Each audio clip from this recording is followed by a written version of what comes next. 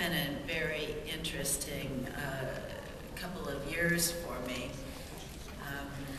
I was out on the road about a year and a half ago down in Florida, and I opened the Orlando Sentinel newspaper,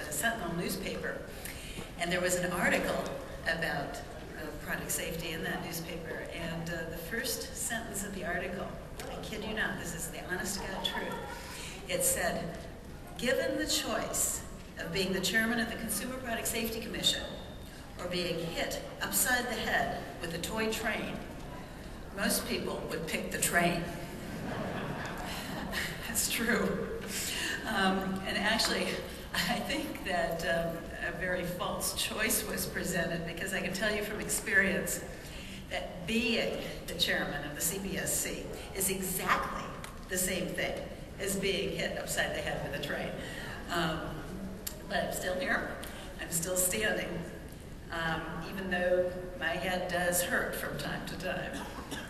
Despite the recent headlines and countless stories that have been written about toy safety, you and I know that the relationship between the toy industry and the Consumer Product Safety Commission cannot be and should not be adversarial. It is, in my view, a complete misconception to think that regulators in industry must always be operating at cross purposes. We, both the Commission and the toy industry, are a case in point. In very fundamental ways, we all share the same goal. And that goal is to make sure that every single product that finds its way into American homes and into the hands of American children are safe and secure. That is the agency's mission. It is a mission that is my focus every single waking hour. And it's also a goal that I know you share, not because it's in your commercial best interest, although it is, but because it is the right thing to do. Sometimes, however, the goal of protecting the public becomes more difficult, because well-intentioned laws sometimes end up having unintended consequences. These kinds of laws, and I'm not talking only about consumer protection laws here, can sometimes leave confusion rather than clarity in their wake. And their unintended side effects sometimes include collateral damage, like shuttered factories and lost jobs. Our challenge is to advance safety without these unintended side effects. These last 6 months, we in this room have been through very trying times. The implementation of a sweeping new law regulating the toy industry in the context of the most serious economic crisis since the Great Depression. This morning, what I'd like to do is discuss with you my take on those times. I'd like to outline my views, first of all, on the Consumer Product Safety Improvements Act. Secondly, on the toy industry's role and responsibility with respect to that law. And then finally, on a way forward as we enter into the new period in which the law is taking effect. Although the Commission and the toy industry come at this from different perspectives, we are nevertheless in it together. We share the same basic goal, to ensure the safety of our children's toys. And that's a fact that we cannot afford to lose sight of. I think we all know that the genesis of the Consumer Product Safety Improvements Act lies in a series of high-profile toy recalls that occurred over the last several years. While a number of these recalls were for hyper-technical violations of, for example, our lead paint standard, and others did not present any acute hazards, gotta tell you, Some of them were just downright scary. And I'm talking here about the magnets and the aqueducts recalls as two examples of that. These highly publicized recalls were an indication, in my view, that the Commission was on the job and doing its job to protect the American consumers. But they understandably resulted in a considerable amount of public alarm that translated into serious concern up on Capitol Hill.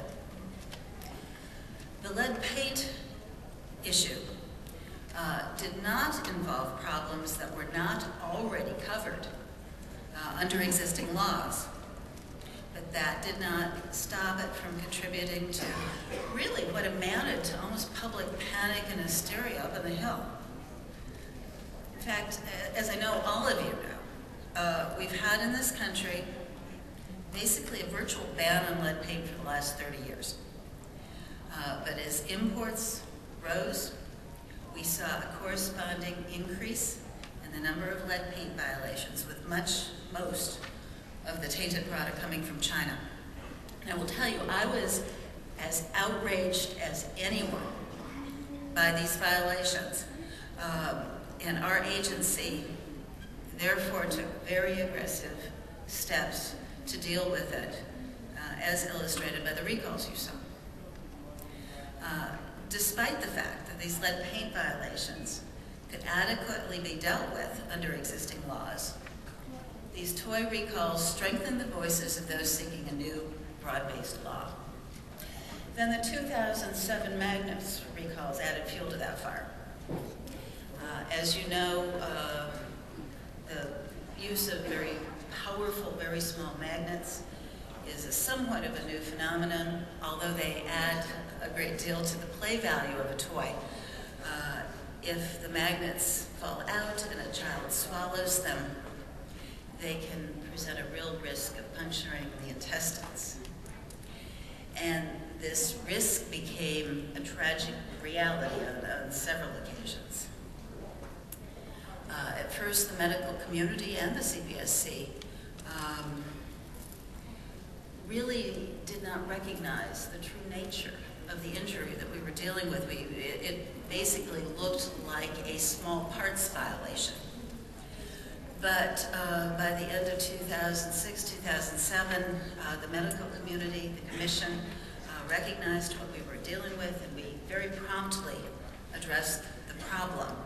But these recalls really did scare parents who were rightfully fearful about this new unknown risk to their children merely from playing with a toy. And then finally, the aqueducts recalls raised the horrific specter of a child suddenly falling into a coma simply as the result of playing with a new toy. You'll remember that in the aqueduct situation, it involved the change of a chemical component in the toy, with the new chemical metastasizing in the body in a way that could result in a coma. This defect first surfaced in Australia, and then promptly we saw an incident in Arkansas. And the Commission was acted amazingly quickly on this one. Within 5 days of learning of the incident, the first incident, we lodged a recall. We did an investigation. We got the defective products off store shelves and alerted consumers, all within 5 days. So we worked with lightning speed. But again, this added to the pressure for sweeping new legislation. I recognize that the industry overall has a very positive safety record, and I want to emphasize that at this point.